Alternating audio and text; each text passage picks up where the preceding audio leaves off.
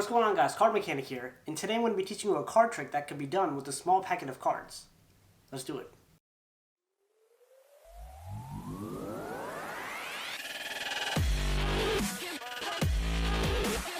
Alright, now check this out. We'll start off by giving the deck a quick shuffle. Nothing too crazy. And we'll also give the deck a quick cut. Boom, there we go. Now I'm going to lie out a couple cards until I feel like it's enough cards laid out, and this video is going to drag very long. So let's just say here, okay? So now we have, I don't know how many cards, we have a certain amount of cards here, and we're going to need a spectator to select and think of a card. So now, since I don't have an actual spectator here, I'll have Specky the spectator on screen picking a card for you guys. So you can pick 5 of clubs, 4 of spades, queen of clubs, pretty much any of these cards. Okay, now check this out. We'll just take all these cards. It doesn't really matter. And, yeah, they're pretty much in any random order. Now, Specky picked the 5 of clubs. Now, check this out. This is where the magic's going to happen.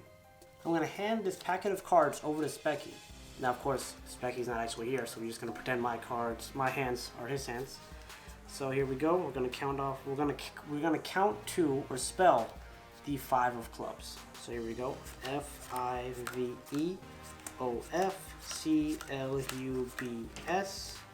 And if you look at this card, you will see that it is indeed the 5 of clubs. Alright, now breaking this trick down, we're actually going to have 18 cards that are prearranged. Okay, and I'll get into that in a second. So I start off with the prearranged cards on top of the deck. I give the deck a false shuffle, retaining the top 18 cards. Now, of course, you don't have to do this, but I just like doing it. Just adds a bit more randomness to the trick. Okay, so now once I've done that, done a few false shuffles, false cuts, you know, whatever it is. And of course, if you don't know how to do any false shuffles, false cuts, I have made a video on it.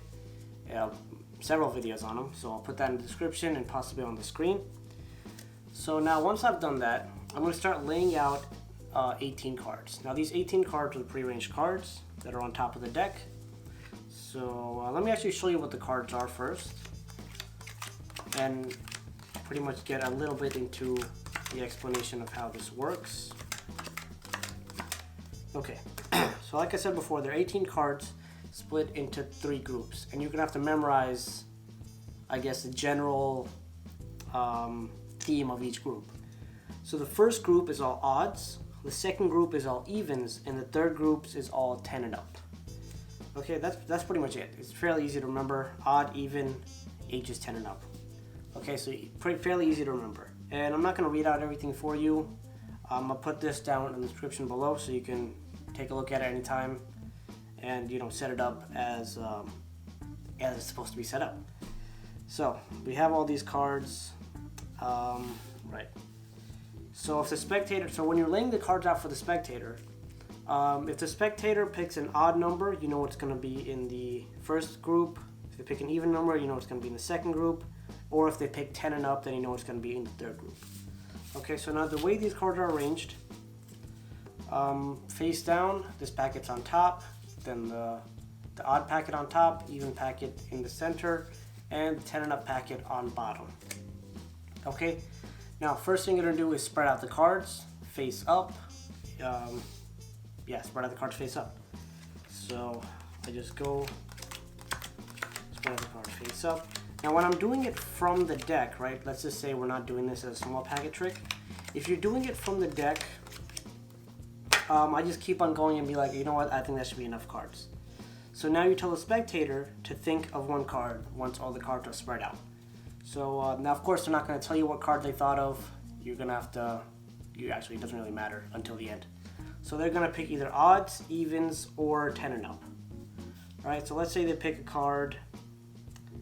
And now what you're going to do once they have a card selected, you're going to gather up all these cards and separate the cards between the 8 of spades and the 4 of spades. So while you're gathering them up, separate the cards between 8 of spades and 4 of spades, and the packet with the 8 of spades is going to go on top. So you're going to separate, talk to the spectator about, I don't know, something about life, whatever it is, or what you're going to be doing next, and then you're going to take these cards and put them on top, and you're going to flip that all over. Now once like this, you can give it a false cut. You can not give it a false cut. You could pretty much take it wherever you want to go with this. Okay, so now the cards are pretty much set up. Now if the spectator had picked something from the odd number pile, so for example they picked Ace of Clubs, okay, then if you actually just spell out Ace of Clubs, ACEOFCLUBS, then you'll see that is the Ace of Clubs. So if they tell you the card is an odd numbered card, you can literally hand them the packet, they can spell it out and be absolutely mind blown. Now, if their card is even numbered, here's what you have to do. You're gonna have to actually kind of show them an example of how to count cards. You're gonna have to you're gonna show them an example of 6 cards, because what you actually wanna accomplish is you wanna move the top 6 cards to the bottom, okay? So now, for example, if they told you their card is 8 of diamonds. So now you're gonna get the top 6 cards and you're gonna show them how you want them to count. So you're gonna say, for example, if you pick the 5 of clubs, you would count FIVEOF and then CLUBS. And now you're gonna take these cards and put them on the bottom. And you have to do this very nonchalantly, so it's not, noticeable. You're just, pretty much whatever with the cards.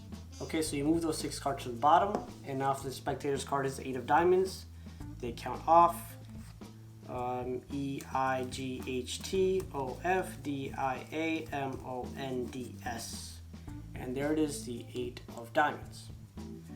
Okay, so actually move these cards back up now. 1, 2, 3, 4, 5, 6. Okay. All right, so if the card is odd, then you can just hand this packet over to the spectator. If the card is even, below 10, then you have to pretty much move the top 6 cards to the bottom. I think the best way is what I just told you. Give them an example of how you want them counting or how you want them spelling, and then move these to the bottom without making a big deal out of it. Now, if they pick a card in the 3rd group, which is the 10 and up packet, then you're gonna have to actually move 12 cards from the top to the bottom. So in this case, what you wanna do is you'd wanna actually spell out an entire card. So for example, you wanna tell them, let's just say the card that they picked is Jack of Diamonds. So you're gonna tell the spectator, for example, if you picked the 5 of hearts, and I'm saying 5 of hearts because I know 5 of hearts adds up to 12.